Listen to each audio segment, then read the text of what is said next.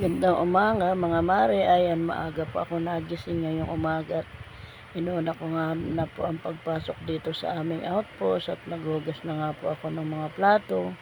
Kaya po ayan maaga po ako napasok. Ayan, tingnan nyo, napakadami po siyang urongin, kaya po ayan maaga na po akong pumasok ngayon. Kasi nga marami pa po akong gagawin. Ayan nga po, nakita ko po yung basura dito sa aming outpost, napakarami po talaga araw-araw yan. Kaya nga po winalis ko nga. Kaya nga for today's video po tayo ngayong umaga. Good morning guys sa ating lahat. Ayan, nagkape na po ba ang lahat?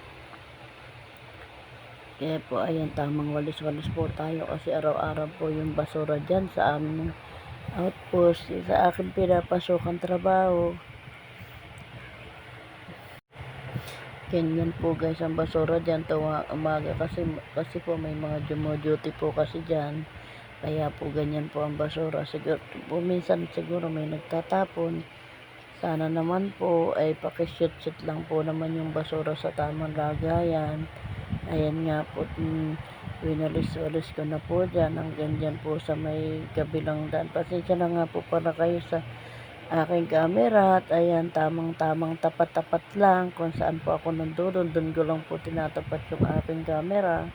Ayan nga po, medyo nahilo-hilo pa yata po ako. Dito naman po ako sa aming harap ng bahay, ito po sa aming daanan. Ayan po, tamang winalis-walis ko, napakarami na rin po basura. Isinabay ko na rin po sa aking pagtatrabaho habang natutulog po ang mga tao sa amin. Ako pa lang po ang gising. Kaya tingnan nyo naman po yung basura kasi araw po ng hakot ng basura. Kaya po ganyan po, nilalagay ko na po sa sako yung mga basura. Tingnan nyo. Kaya po, tapos nga po yan ay kinabit ko na rin po yung aming Christmas tree.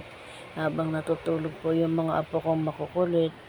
Tingnan nyo naman, para naman gumanda-ganda at sumaya-saya ang aming Pasko. Ayun po, kinabit ko na po yung aking munting Christmas tree. Kaya po ayan, tingnan mo yung may bula-bulaklak lang po yung simple lang po yan. Pero okay na po yan, at least may Christmas tree po kami. Yan po yung matagal ko na pong hindi ginagamit. At nakatago lang, kaya ngayon ko lang po ulit naikabit. Kahit po yung apo ko magugulo, ginugulo po yan. Kaya po tingnan nyo. Ayan po, ilang peraso lang po yung bulaklak niya. Kaya po, ayan lang po, okay na po sa akin yung ganyang kalaking Christmas tree.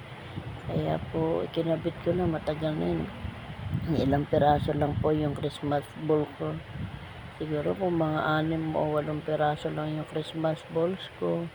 Kaya po, ayan, tamang pailaw na po yung ginawa ko. Ayan, tingnan nyo naman guys. Ano po, siguro yan, gumanda-ganda naman po ng ang aking Christmas. Kaya salamat guys sa panonood.